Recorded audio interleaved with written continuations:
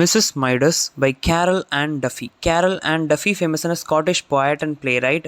Manchester metropolitan யூனிவர்சிட்டியில் ப்ரொஃபஸராகவும் இருக்காங்க. பிரிட்டனோட female poet laureate இந்த கேரல் ஆன் டஃபி தான். 2009லேருந்து 2019 வரைக்கும் poet laureate இருந்திருக்காங்க. என்னுடைய சில ஃபேமஸான poems பார்த்தோம் அப்படின்னா little red cap, Elvin's twin sister, இது ரெண்டு ஃபேமஸான poems. இவங்க ஒரு லெஸ்பியன். ஸோ நிறைய குவார் லவ் poems எழுதியிருக்காங்க. தென் இவங்களோட போயம் எல்லாமே ஒரு ஃபெமினிஸ்டிக் அப்ரோச்சில் தான் இருக்கும். Then gender roles and women oppression base பண்ண போயம்ஸும் நிறைய எழுதியிருக்காங்க. இப்போ நமக்கு கொடுத்துருக்கிற மிஸ்ஸஸ் மைடஸ் அப்படிங்கிற இந்த போயம் தி வேர்ல்ட்ஸ் வைஃப் அப்படிங்கிற ஒரு போய்ட்ரி கலெக்ஷன் எடுத்த ஒரு போயம் தான். அந்த போய்ட்ரி கலெக்ஷன் ஃபுல்லாகவே ஹிஸ்ட்ரிக்கலாக, ஃபிக்ஷனலாக, மித்திக்கலாக வாழ்ந்த மேல் கேரக்டர்ஸுடைய ஃபீமேல் கவுண்டர் பார்ட்ஸுடைய பெர்ஸ்பெக்டிவ்லேருந்து சொல்கிற மாதிரி தான் எல்லா போயம்ஸுமே இருக்கும். ஓகேவா? இப்போ இந்த போயம் பார்த்தோம் அப்படின்னா மைடஸுங்கிற க்ரீக் மெத்தாலஜி சேர்ந்த ஒரு கேரக்டருடைய ஒய்ஃபுடைய பெர்ஸ்பெக்டிவ்னு சொல்கிற மாதிரி தான் இந்த போயம் இருக்கும். ஓகேவா? இது ஒரு ட்ராமேட்டிக் மோனோலாக். இப்போது மைடஸ் அப்படின்னா யாருன்னு சொல்லிட்டு அந்த மித்தை பற்றி பார்த்துடலாம். அப்போ தான் அந்த போயமில் என்ன சொல்ல வராங்க அப்படிங்கிறது நமக்கு புரியும். மைடஸ் அப்படிங்கிறவர் க்ரீக் மெத்தாலஜி சேர்ந்த ஒரு கிங். ஓகேவா? அவர் ஒரு குறிப்பிட்ட ஒரு பகுதியை ரூல் பண்ணிகிட்ருக்காரு. அந்த பகுதி பேர் என்ன அப்படின்னா ஃப்ரிஜியாங்கிற ரீஜியனை அவர் ரூல் பண்ணிட்டுருக்கிறாரு. அப்போ அவர் ரூல் பண்ணுற அந்த ரீஜியனை தாண்டி ஒருத்தர் போகிறாரு. அவர் யாருன்னா டியோனிசஸ் யாருன்னா wine making, orchards, fruit, vegetation, fertility, இதுக்கெல்லாம் காட். ஓகே, அது க்ரீக் மித்தாலஜியில். அவர் கூட ஒரு பர்சன் வராரு. அவர் யாருன்னா சிலனஸ் ஒரு சட்டாயர் அப்படின்னா இந்த க்ரீக் மித்தாலஜியில் இந்த குதிரை மாதிரி காதும் வாலும் இருக்கும். ஸோ அவர் நல்லா குடிப்பார். அவர் என்ன பண்ணார், அவர் டியோனிசஸ்க்கு யாருன்னா school master and pastor father. ஓகேவா?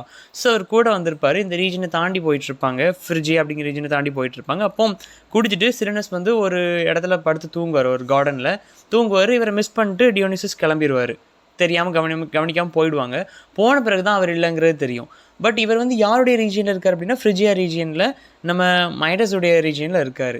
ஸோ அங்கே இருக்கிற பெசன்ஸ்லாம் இவரை பார்த்து யாருன்னு தெரியுன்னு சொல்லிட்டு கூட்டிகிட்டு போய் கிங் கிட்ட விடுவாங்க, மைடஸ் கிட்ட விடுவாங்க.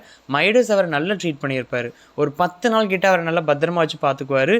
சிலனஸுமே மைடஸுடைய ஃப்ரெண்ட்ஸ்க்கும் நிறைய கதைகள் சொல்லுவார், பாட்டு பாடி காட்டுவார் அப்படின்னு சொல்லிட்டு 10 நாளுமே ரொம்ப ஜாலியாக தான் அங்கே இருந்திருப்பார். நல்லா பார்த்துக்குவார் மைடஸ். தென் 11ஆவது நாள் சிலனஸை கொண்டு போய் டியோனிசஸ் கிட்ட ஒப்படைப்பார். லிடியாவில் இருப்பார் டியோனிசஸ். ஓகேவா? ஸோ அங்கே கொண்டு போய் ஒப்படைப்பார் மைடஸ்.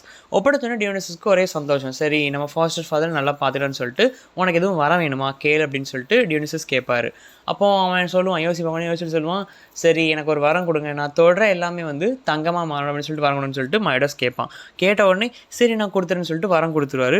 கொடுத்த பிறகு செக் பண்ணி பார்க்கறக்காக ஒரு ஓக் மர கட்டையும் ஒரு கல்லையும் தொட்டு பார்ப்பான் மைடஸ். தொட்டு பார்த்த உடனே அது ரெண்டுமே தங்கமாயிரும். அவனுக்கு சந்தோஷம் தாங்காது. தொடர எல்லாத்தையுமே தங்கமாக மாற்றிட்டு இருப்பான். அப்படி இருக்கும்போது ஒரு நாள் அவனுடைய பொண்ணை கட்டி பிடிக்கும்போது அந்த பொண்ணுமே தங்கமாக மாறிடுவா. அப்போ அவனால் தாங்க முடியாது. ஐயோ, பொண்ணையும் நம்ம கொண்டுட்டோமேன்னு சொல்லிட்டு வேகமாக போய் டியோனிசஸ்ட்ட சொல்லுவான், நான் தப்பு பண்ணிட்டேன், இந்த சாபத்தை, இது எனக்கு ஒரு சாபம் வரோம்ல, இது என்கிட்ட திரும்ப எடுத்துருங்க அப்படின்னு சொல்லி கேட்பான். அதுக்கு அவர் என்ன சொல்லுவார் அப்படின்னா, பாக்டோலஸ் அப்படின்னு சொல்லிட்டு ஒரு ரிவர் இருக்குது, அங்கே போய் உடைய ஹேண்ட்ஸை வாஷ் பண்ணால் இந்த இது உன்னோட போயிடும் அப்படின்னு சொல்லிடுவார். உடனே கையை கழுவான், அந்த சாபம் உன்னோட்டு போயிடும். திரும்ப எதெல்லாம் இவன் தொட்டு தங்கமாச்சோ அதெல்லாம் தொட்ட பிறகு நார்மல் மோடுக்கு வந்துடும். இவன் பொண்ணையும் தொடுவான், தொட்டதே அந்த பொண்ணும் நார்மல் ஆகிடுவா. ஸோ இது மூலமாக நமக்கு தெரிய வேண்டிய விஷயம் என்ன அப்படின்னா, ஆவரிஸ், கிரீடுங்கிறது, ஒரு அளவு கடந்த கிரீடுங்கிறது இருக்கக்கூடாது அப்படிங்கிறது தான் இந்த மித்து மூலமாக கன்வே ஆகிற விஷயம். ஓகேவா? இப்போ இந்த மித்தில் மைடஸுடைய பெர்ஸ்பெக்டிவில் சொல்லியிருக்காங்க. ஸோ கேரல் ஆன் டஃபியோடைய போயம்ஸ்லாம் நம்ம ஆல்ரெடி பார்த்தோம், ஃபெமினிஸ்டிக் வியூவில் இருக்கும் அப்படின்னு சொல்லிட்டு. ஸோ மைடஸுடைய ஒய்ஃப் என்ன ஃபீல் பண்ணியிருப்பாங்க, அவனுடைய பெர்ஸ்பெக்டிவ் எப்படி இருக்கும் அப்படின்னு சொல்லிட்டு இந்த போயமில் சொல்லியிருக்காங்க கேரல். இப்போ இந்த போயமுடைய சம்மரி பார்த்துடலாம். போயம் ரொம்ப லாங்காக இருக்கிறனால சம்மரி மட்டும் சொல்கிறேன், ஃபாலோ பண்ணிக்கோங்க. இப்போ இந்த போயமுடைய ஸ்பீக்கர் மைடஸோடைய ஒய்ஃப். மைடஸ்னால் அந்த பர்சனுக்கு எதை தொட்டாலும் தங்கமாக மாற்றக்கூடிய ஒரு பார் இருக்குது. ஓகேவா? ஸோ இப்போ இந்த போயமுடைய ஸ்பீக்கர் அவங்களுக்குன்னு ஒரு கிளாஸில் ஒயின் ஊற்றிட்டு அப்படியே ரிலாக்ஸ் பண்ணி உட்காந்துருக்காங்க. எந்த டைம் அப்படின்னா இது செப்டம்பர் மந்தோட எண்ட். ஓகேவா? ஸோ கிச்சனில் அவங்க காய்கறியெல்லாம் வெட்டி நைட்டுக்கு டின்னருக்கெல்லாம் ரெடி பண்ணி வச்சு அடுப்பில் வச்சுருக்காங்க. அப்படியே ஒரு சேரில் அப்படியே ரெஸ்ட் எடுக்கிறதுக்காக உட்காராங்க. ஒயின் ஒரு கிளாஸில் ஊற்றிட்டு அப்படியே உட்காடுறாங்க. அது ஈவினிங் டைம். அப்படியே நிம்மதியாக உட்காந்துட்ருக்காங்க. அப்போது கிச்சன் முழுக்க அந்த அரோமா, அவங்க அழகாக சமைச்சிட்ருக்குறாங்க. அந்த வாசம் அப்படியே கிச்சன் முழுக்க நிரம்பி இருக்குது. மட்டும் இல்லாமல் ஸ்டீம், எல்லாம் அந்த பாத்திரங்கள்லேருந்து அந்த ஸ்டீம் போகுது. ஸ்டீம் போனதில் ஜன்னல் இருக்குல்ல, கிச்சனில் ஜன்னல் இருக்குது, அது முழுக்க ஸ்டீம் அப்படியே இதாகி முழுக்க அடைச்சிட்ருக்கு. இப்போ தொடச்சி விடுவோம் அப்படின்னு சொல்லிட்டு, ஏன்னா புகை மூட்டமாக அப்படியே முழுக்க படிஞ்சு போயிருக்கு அதில். சரியா? அப்படி ஈரமாக படிஞ்சிருக்கு. இவங்க என்ன பண்ணுறாங்க, கிச்சனுடைய ஒரு ஜன்னலை ஓப்பன் பண்ணி அப்படியே இந்த கண்ணாடி அழகாக இந்த ஸ்டீமை எடுத்து விட்றாங்க, கை வச்சு எடுத்து விட்றாங்க. ஒரு விண்டோ ஓப்பன் பண்ணியிருக்காங்க இல்லையா, அது வழியாக அவங்க வெளியே ஒரு பர்சனை பார்க்குறாங்க. இவங்க வீட்டுக்கு வெளியே வந்து நிறைய ட்ரீஸ் இருக்குது. அப்போ ஒரு பியர் ட்ரீ இருக்குது. அந்த பியர் ட்ரீ கீழே ஒரு பர்சன் நிற்கிறாங்க. யார் அடிக்கிறான்னு சொல்லி இவங்க பார்த்துட்ருக்காங்க. தென் செகண்ட் ஸ்டான்ஸால் பார்த்தோம் அப்படின்னா யாருன்னு சொல்லி கொஞ்சம் தூரம் தான், ரொம்ப கிட்டல கொஞ்சம் தூரம் தான். பட் இருந்தாலும் யாருக்குன்னு சொல்லி பார்க்கும்போது எனக்கு தெரிஞ்சது அவங்களுடைய ஹஸ்பண்ட் தான் அங்கே நின்றுருக்காரு அப்படின்ட்டு. பட் அவர் கையில் ஏதோ வித்தியாசமாக வச்சுட்ருக்கிற மாதிரி இவங்களுக்கு தெரியுது. ஓகேவா, இப்போ முழுக்க நல்லா ஈவினிங் டைம், அதாவது நல்லா இருட்ட ஆரம்பிச்சிருச்சு. அந்த டைமில் ஏதோ கையில் வச்சுட்ருக்கிறாரு, என்னன்னு சொல்லி அப்படி நல்லா ஒத்து பார்க்குறாங்க. பார்த்தா கையில் தங்கம் இருக்கிற மாதிரி மின்னுது, கையில் தங்கம் இருக்கிற மாதிரி இருக்குது. என்னதை கையில் வச்சுட்ருக்காரு அப்படின்னு சொல்லி பார்த்துட்ருக்காங்க. அப்போ ஒரு ஸ்டிக் இருக்குது. அந்த ஸ்டிக் வந்து அப்படியே கோல்டன் கலரில் மின்னுது. என்ன ஸ்டிக் எப்படி மின்னிட்டு இருக்கு, அதுவும் கோல்டன் கலர்னு சொல்லி ஆச்சரியமாக பார்த்துட்ருக்காங்க. அப்போ அந்த மரத்தில் ஒரு பியூர் ட்ரீக்கில் தான் நிற்கிறாரு. ஸோ ஒரு பியூர் பழத்தை பறிக்கிறாரு. பறித்தா அந்த பழமும் தங்கத்தில் மின்னுது. இவங்க பார்க்குறாங்க, என்னடா இது நம்ம கண்ணுக்கு தான் ஒரு வேளை வேறு மாதிரி தெரியுதா, இல்லை உண்மையிலேயே ஒரு தங்கத்தை தான் கையில் வச்சுட்ருக்காரு, அதை எப்படி பறிக்கிற பணம் எப்படி தங்கமான்னு சொல்லிட்டு இவங்களுக்கு ஒரு டவுட் இருக்குது. ஒரு வேளை இந்த சீரியல் லைட் போட்டுட்ருக்கிறாரோ, மரத்தில் லைட்ஸ் போட்டுட்ருக்காரோ, அது நம்ம கணக்கு எப்படி தெரியுதுன்னு சொல்லிட்டு எனக்கு கொஞ்சம் தூரமாக இருக்கார் இல்லையா. ஸோ கன்ஃபியூஸ்டாக இருக்காங்க. ஒன்று லைட் பல்ப் மாட்டிகிட்டு இருக்கிறாரா, இந்த சீரியல் லைட்ஸ்லாம் மாட்டிகிட்டு இருக்கிறாரா, அப்படி இல்லைன்னா இது உண்மையிலே தங்கமாக பாச்சுன்னு சொல்லிட்டு ஒரு கன்ஃபியூஷனில் இவங்க இந்த விண்டோ வழியாக பார்த்துட்ருக்குறாங்க அவங்க ஹஸ்பண்டை.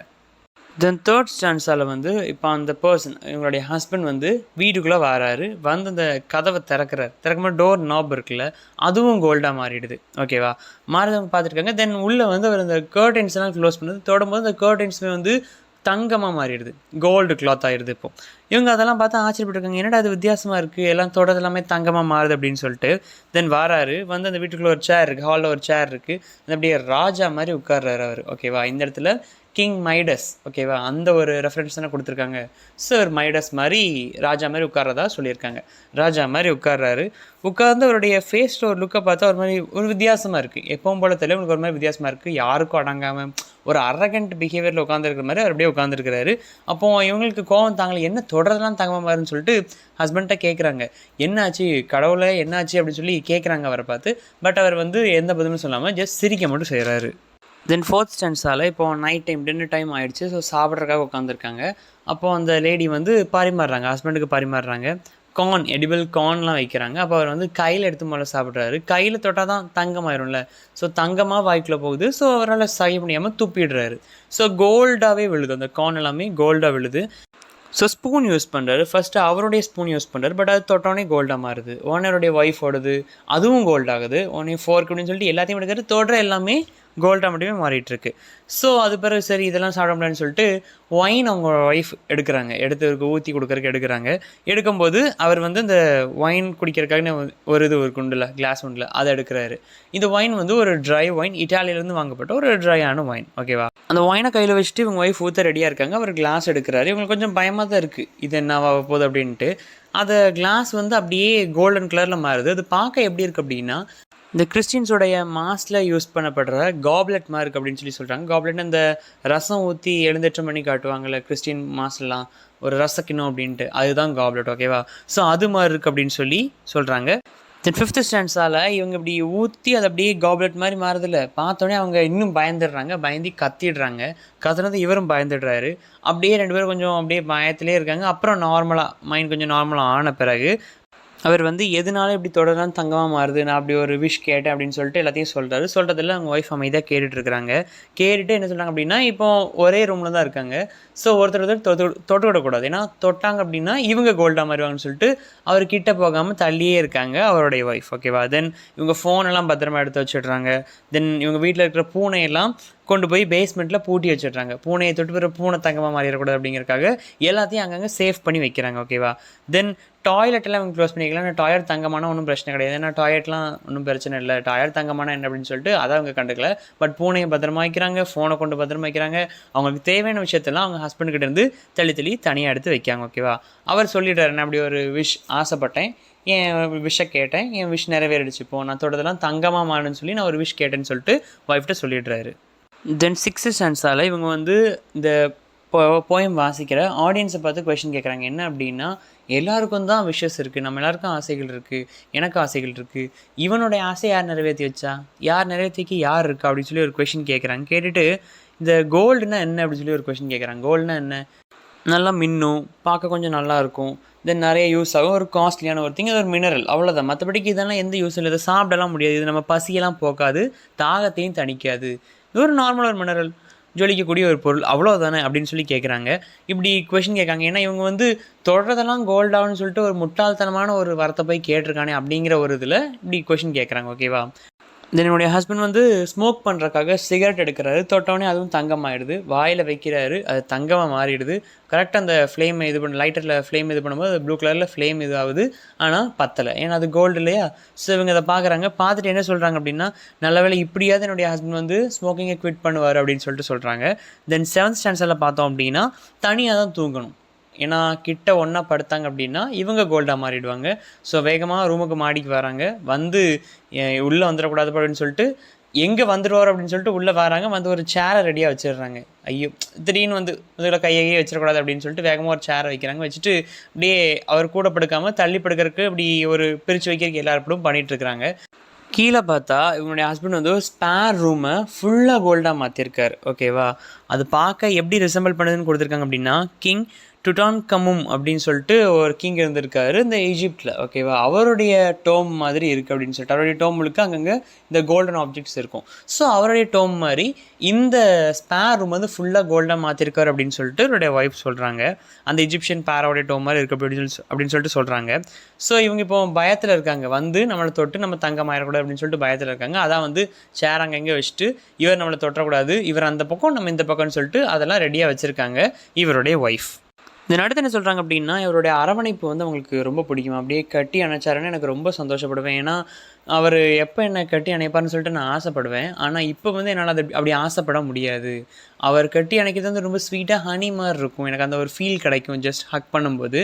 பட் இப்போ வந்து கெட்டி பிடிச்சா அப்படி ஒரு ஃபீல் கிடைக்காது. ஹனி கலர் அந்த மாதிரி கோல்டனாக மாறுவேனே தவிர அந்த ஒரு ஸ்வீட்னஸை என்னால் உணர முடியாது இப்போதைக்கு. அப்படி ஒரு கஷ்டமான ஒரு நிலமையில் இருக்குது. ஏன் இப்படி பண்ணார் அப்படின்னு சொல்லிட்டு கொஷின் பண்ணுறாங்க. தென் 8th ஸ்டாண்டர்டில் பார்த்தோம் அப்படின்னா, ஒரு முழுக்க கோல்டு ஹார்ட்டட் பர்சனும் நம்மளால் வாழ முடியாது அப்படின்னு சொல்கிறாங்க. இதில் இவங்க ரெஃபர் பண்ணது வந்து இப்படி முழுக்க தொட்டால் தங்கமாக மாத்திர ஒரு பர்சனோட நம்மளால் வாழ முடியாது அப்படிங்கிறது தான் இப்படி சொல்கிறாங்க. கோல்டு ஹார்ட்டட்னா அப்படி நல்ல மனசு அப்படி சொல்லலை. இவங்க தொட்டு தொட்டு எல்லாமே தங்கமாக மாறிட்டு தங்கத்தோடய நம்மளால் குடும்பம் நடத்த முடியாது அப்படிங்கிற மாதிரி சொல்கிறாங்க. இந்த நைட் எப்படியோ ஹஸ்பண்டை தனியாக விட்டுட்டு இவங்க தூங்கிட்டாங்க. தூங்கும்போது இவங்களுக்கு ஒரு கனவு வருது. அந்த கனவுல எப்படின்னா, இவங்களுக்கு பிறக்கிற குழந்தையுமே தங்கமாக பிறக்கிற மாதிரி இவங்களுக்கு ஒரு கனவு வருது. குழந்தையோட கை, கால், நாக்கு எல்லாமே தங்கத்தில் இருக்கிற மாதிரி இவங்க கனவு காண்றாங்க. இப்போது ஒரு லைன் கொடுத்துருக்கு, milk burnt in my breast அப்படின்னு. அது குழந்தைக்கு பால் கொடுக்கும்போது அந்த பிரெஸ்ட்டில் வந்து இவங்களுக்கு அந்த மில்க் வந்து இவங்களையே காயப்படுத்துகிற வலிச்சிருக்கு அப்படின்னு சொல்கிறாங்க. அதுக்கு ரீசன் என்ன? இதோடைய மெட்டஃபாரிக்கல் மீனிங் என்ன அப்படின்னா, இவங்களுக்கு வந்து உள்ளே அவ்வளோ ஒரு வலி இருக்குது அப்படிங்கிறத இந்த லைன் மூலமாக சொல்கிறாங்க. இவங்க ஹஸ்பண்ட் பண்ண ஒரு முட்டாள்தனமான ஒரு விஷனால. ஓகேவா? அந்தளவு ஒரு பெயின் எனக்கு உள்ளே இருக்குது இப்படி. ஏன்னா குழந்தை இப்படி தங்கமாக பிறக்கிற அளவுக்கு அப்படி கனவு அவங்களுக்கு வரக்கு ரீசன் என்ன அப்படின்னா, இவங்க ஹஸ்பண்ட் அந்தளவு கோல்டு மேலே அப்சஸ்டாக இருக்கார். அதனால தான் இப்படி ஒரு விஷயம் கேட்டிருக்காரு. ஸோ இவர் கேட்ட இந்த ஒரு முட்டாள்தனமான விஷயம் வந்து என்னை இந்தளவு பாதிக்குது, என்னுடைய நெஞ்சில் அந்தளவு ஒரு காயத்தை ஏற்படுத்துது அப்படிங்கிறது தான் இந்த லைன் மூலமாக சொல்கிறாங்க. இப்போ அப்படியோ தூங்கி முடிச்சு இந்த கனவு உங்களுக்கு வருது, தூங்கி முடிச்சிடுறாங்க, மார்னிங் ஆகி விடிஞ்சிருது. ஓகேவா? இந்த 9th ஸ்டாண்டர்டில் வந்து அடுத்த நாள் காலையில் ஸ்பீக்கர் என்ன முடிவு பண்ணுறாங்க அப்படின்னா, இனிமேல் நம்ம ஹஸ்பண்ட் இங்கே வச்சுட்டு இருந்தால் நமக்கு ஆபத்து, மற்றவங்களுக்கு ஆபத்துன்னு சொல்லிட்டு காரில் வேறு இடத்துக்கு கூப்பிட்டு போகிறாங்க. இவங்களுக்கு வந்து வேறு ஒரு வீடு இருக்குது, ஒரு கேரவன் இருக்குது, சுற்றி மரங்களாக இருக்கக்கூடிய இடத்துக்கு நடுவில் ஒரு வீடு இருக்குது. அங்கே கூப்பிட்டு போகிறாங்க. காரில் பத்திரமா வச்சு இவங்களை டச் பண்ணாமல் கூப்பிட்டு போய் காரை ஒரு ஓரமாக நிப்பாட்டிட்டு இவங்க ஹஸ்பண்டை இறக்கி அங்கே அந்த கேரவனில் போய் ஸ்டே பண்ண சொல்லிடுறாங்க. விட்டுட்டு இவங்க திரும்ப வீட்டுக்கு வந்துடுறாங்க. வந்த பிறகு நினச்சிக்கிறாங்க, ஒரு பேராசை பிடிச்ச ஒரு பைத்தியக்காரனை கட்டின ஒரு முட்டாள்னா அப்படின்னு சொல்லிட்டு அவங்கள பற்றி அவங்களே நினச்சிக்கிறாங்க.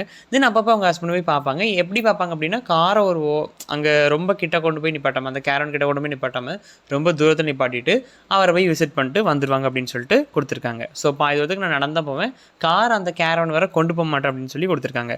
தென் 10th ஸ்டாண்டர்டில் வந்து இவங்க அடிக்கடி இவங்க ஹஸ்பண்டை பார்க்க போகிறாங்க இல்லையா?